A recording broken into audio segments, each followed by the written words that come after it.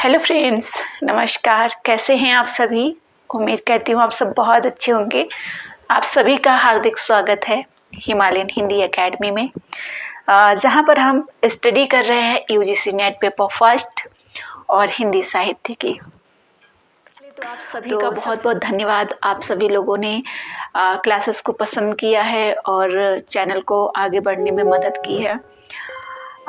आज जो हम डिस्कशन करने वाले हैं साथियों, तो इसमें कुछ ऐसी बातें रहेंगी जो आप लोगों के क्वेश्चन आते रहते हैं ना, उन पर हम डिस्कशन करेंगे। आज का ये वीडियो उन सभी अभ्यर्थियों के लिए बहुत खास रहने वाला है जिन को लगता है कि हम कैसे कर सकते हैं या हमसे कैसे हो सकता है या फिर हम अपनी नई जर्नी कैसे शुरुआत करें। बहुत बार असफल हो चुके हैं बहुत सारी चीज़ें। नमस्कार साथियों, मैं स्मिता आप सभी का हार्दिक स्वागत करती हूँ हिमालयन हिंदी एकेडमी में। आज का ये वीडियो आप सभी के प्रश्नों पर आधारित रहेगा, जो आप लोगों के प्रश्न आते रहते हैं। ठीक है, तो आज मैं इस तरीके से वीडियो बैठ के बना रही हूँ क्योंकि पहले मैं जो है वीडियो खड़े होके बनाती थी, तो जो थोड़ा सा कुछ चीज़ें ऐसी होती हैं कि जब हेल्थ ठीक नहीं होती है तो आप उस तरीके से खड़े होके बहुत सारी चीज़ें एक्सप्लेन नहीं कर सकते। तो ये छोटा सा वीडियो नहीं कह सकते, थोड़ा सा लंबा हो जाएगा, 10 से 15 मिनट का वीडियो हो जाएगा। इसमें मैं आपके बहुत सारे डाउट जो है क्लियर करने वाली हूँ। यहाँ से एक आप अपनी लाइफ चेंज कर सकते हैं इस वीडियो से साथियों। इससे आप बहुत सारी चीज़ें सीख सकते हो। ठीक है, बहुत सारे क्वेश्चन आपके जो है उनको मैं यहाँ पे लेने वाली हूँ, उन पर डिस्कशन करूँगी। ठीक है, तो लास्ट तक बने रहिएगा आप सभी लोग। सबसे पहले तो आप सभी का बहुत बहुत स्वागत है हिमालयन हिंदी एकेडमी में। साथियों, जब आप कुछ लक्ष्य बनाते हैं ना, क्योंकि बिना लक्ष्य के तो जीवन ही बेकार है। अगर आपने कोई लक्ष्य नहीं बनाया है, कुछ करने के लिए नहीं ठाना है, तो फिर बेकार ही है सारी चीज़ें। राइट, आप लोग सहमत होंगे इस बात से। तो बहुत ही सिंपल तरीके से हम डिस्कशन करने वाले हैं इस वीडियो में, क्योंकि क्यों ना जल्दी में कोई चीज़ आप एक्सप्लेन नहीं कर सकते हो। और आज मुझे बहुत सारे कमेंट लेने हैं आप सभी के, जिन पर मैं डिस्कशन करने वाली हूँ। ठीक है, आपकी लाइफ एकदम से चेंज होने वाली है। सबसे पहले तो मैं डिस्कशन करूँगी कि जो स्टूडेंट ये बोलते हैं कि मैं पढ़ाई में मन नहीं लग रहा है और बहुत ज़्यादा परेशान है। साथियों, परेशानी ना सभी के जीवन में होती है, सब अपनी लाइफ में परेशान होते हैं। अगर मैं कहूँ तो मैं अभी वीडियोज़ बना रही हूँ और अगर मैं बंद करना चाहूँ तो बिल्कुल बंद कर दूँ, मैं काम करना बंद कर दूँ, क्योंकि मेरा भी मन नहीं लगता है। अगर मैं देखूँ तो पूरा ऊपर से मेरा भी मन नहीं लगता, लेकिन मेरे अंदर एक मन है जो, ठीक है, वो उसको चैन नहीं पड़ता है। वो कहता है नहीं, तुम्हारे अंदर जो चीज़ है ना उसको एक्सप्लेन करो और उससे तुम अपनी हेल्प कर सकती हो और दूसरों की भी हेल्प कर सकती हो। ठीक है, तो साथियों, सबसे पहले जब पढ़ाई में मन नहीं लगता है आपका ना, पढ़ाई में मन नहीं लग रहा है और आप हमारे साथ जुड़ चुके हो, एक चीज़ ध्यान देना कि आपका पढ़ाई में मन भी नहीं लग रहा है और आप पढ़ाई को छोड़ भी नहीं पा रहे हो। अगर आप पढ़ाई को छोड़ चुके होते ना तो ये वीडियो नहीं देख रहे होते। क्लियर है ना, ये वीडियो नहीं देख रहे होते। कहीं ना कहीं आपके अवचेतन मन जो है आपका, वो कह रहा है कि आपको करना है, ये काम करना है। राइट, तभी तो ये जो डेस्टिनी होती, जो यूनिवर्स होता है, वो हमें वो चीज़ें प्रोवाइड कराता है। आज मैं आप सभी लोगों के लिए क्लासेस बना रही हूँ। मैंने छोड़ दिया था साथियों, मैंने छोड़ दिया था बिल्कुल काम करना यूट्यूब पे। बट क्या हुआ, मेरी जर्नी में आगे इस तरीके से मोड़ आया कि मैं अभी सिर्फ ऑनलाइन काम कर सकती हूँ, ऑफलाइन नहीं कर सकती हूँ। ठीक है, सिर्फ ऑनलाइन काम कर सकती हूँ, ऑफलाइन बाहर जाके नहीं कर सकती हूँ। ना ही मैं कोई एग्ज़ाम दे सकती हूँ, ना ही कोई जॉब के लिए, अगर मैं प्राइवेट भी जॉब के लिए अप्लाई करूँ तो नहीं कर सकती हूँ। अभी कम से कम मुझे लगता है 1.5 साल तो नहीं कर पाऊँगी। राइट, 1.5 साल तो नहीं कर पाऊँगी, किसी भी हालात में नहीं कर पाऊँगी। तो सबसे पहले आप लोगों को मिल गया ना आपका आंसर कि आपका मन करना चाहता है। मन हमारे पास एक ही है, एक मन जो आपको कहता है नहीं करना है, जो आपको निगेटिव लेके जाता है। एक मन जो है आपका कहता है करना है, वो आपको पुश कर रहा है। तो आपको किसकी सुननी चाहिए? किसकी सुननी चाहिए आप लोग बताओ, जो निगेटिव है या जो पॉजिटिव है? आप बताइए। आप निगेटिव लोगों की बातें सुनते तो है, हम पॉजिटिव लोग कहते रहते हैं कि नहीं तुमसे होगा, तुमसे होगा, हम उन पर ध्यान नहीं देते। लेकिन जो हमसे कह देते तुमसे नहीं होगा, उन पर विशेष ध्यान देते हैं, है ना? देते हैं, सभी देते हैं, हम सभी देते हैं इस बात पर ध्यान। तो सबसे पहले अगर आपका पढ़ाई में मन नहीं लग रहा होता तो आप ये वीडियो नहीं देख रहे होते, ठीक है? आज मैं यही डिस्कशन करने वाली हूँ। अब कुछ साथियों का कमेंट आता है कि मैम चीज़ें याद नहीं रहती हैं, ठीक है? तो यहाँ पे कुछ लोग आते हैं, वो ये भी कहते हैं कि मैम जब मैं पढ़ा रही होती हूँ तो कुछ लोग आते हैं, कहते हैं कि मैम आप ना जल्दी जल्दी पढ़ा दीजिए, क्लास ख़त्म कर दीजिए, जो मुझसे नहीं होता है साथियों। एक ज़िंदगी मुझे मिली है, मैं चाहती हूँ जो भी काम करूँ ना मैं मन से करूँ और बहुत ही सुकून से करूँ काम, ठीक है? जल्दी मुझे भी अच्छी लगती है, हर कोई चाहता है हमारे जीवन में सब जल्दी जल्दी हो जाए। लेकिन आप समझिए, आप इस चीज़ को समझिए, अगर सब कुछ जल्दी जल्दी हो गया, जीवन ख़त्म है ना? कि बचपन में आपने जन्म लिया, जल्दी जल्दी से बचपन गुजर गया, ठीक है? जल्दी जल्दी से आपकी जो आगे की जर्नी आती है किशोरावस्था, वो गुजर गई। फिर आपकी जो जिम्मेदारी है वो जल्दी जल्दी से गुजर गई। जल्दी जल्दी से बुढ़ापा आ गया, ख़त्म। फिर क्या बचा?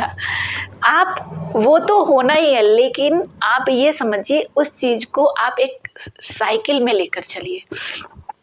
जो काम हमें अगर हम जल्दी जल्दी में कर देंगे ना, तो वो कहा जाता है जल्दी का काम होता है शैतान का काम, राइट? जल्दी करिए, जल्दबाजी मत करिए, ठीक है?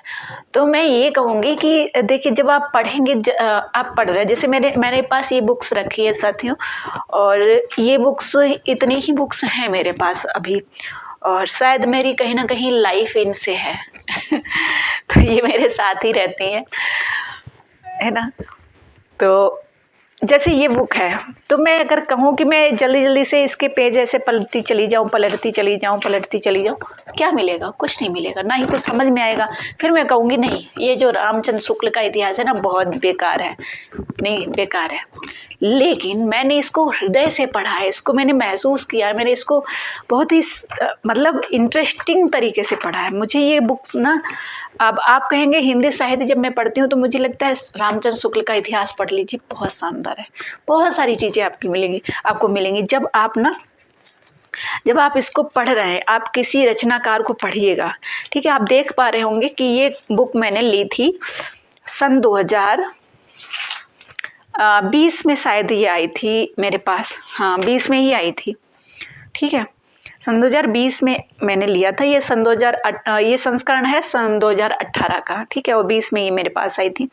तो मैंने इसको इस तरीके से पढ़ना शुरू किया। पहले मुझे भी ये समझ में नहीं आती थी, फिर मैंने एक एक रचनाकार को पढ़ना शुरू किया। जैसे आदिकाल में अगर मैं कहूँ तो मैंने आदिकाल में निकाला, और आदिकाल में पढ़ा मैंने खुसरो को, ठीक है? या विद्यापति को पढ़ा, तो बड़ा इंटरेस्ट आया कि अच्छा ऐसा भी है इनके जीवन में, ऐसा रहा है, ठीक है? फिर मैंने रीतिकाल को निकाला, भक्ति काल में सूफी काव्य को निकाला।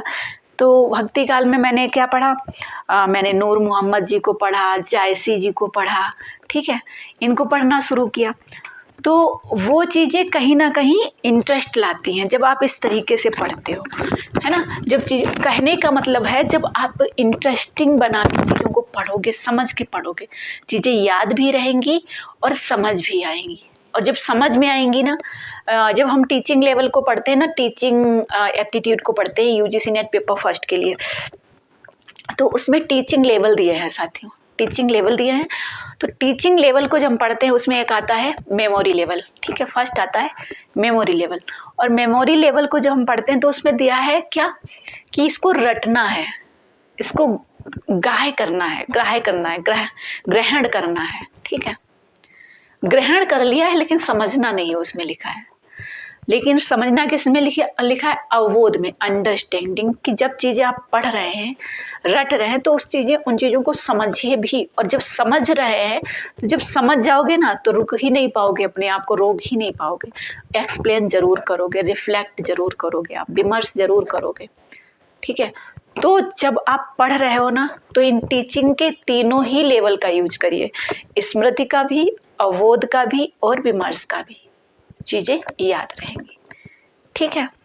और कोई भी एग्ज़ाम हो, कोई भी काम हो, उसको उस लेवल से करिए कि उसमें इंटरेस्ट आए आपको, और जब इंटरेस्ट आने लगेगा तो सफलता अपने आप मिल जाएगी।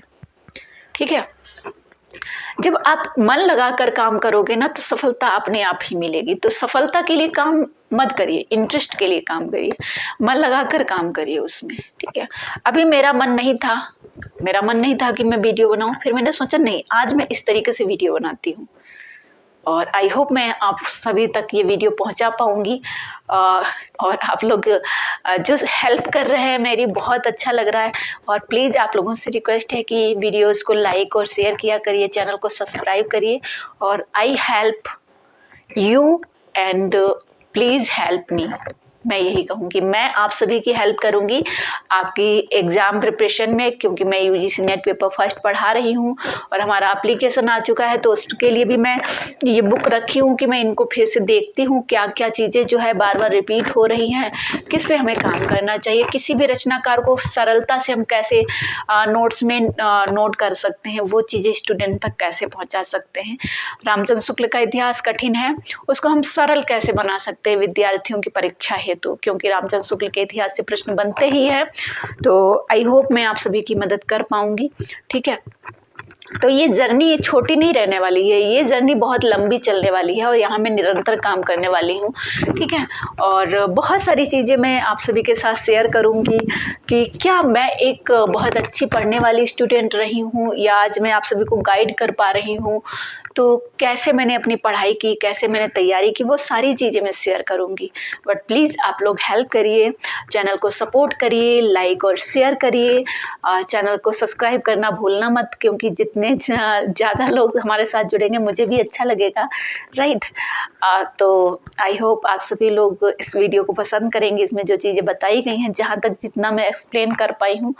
और अगर आपका कोई क्वेश्चन है, कोई डाउट है, तो आप कमेंट बॉक्स में लिखेंगे। Okay, thank you, all the best.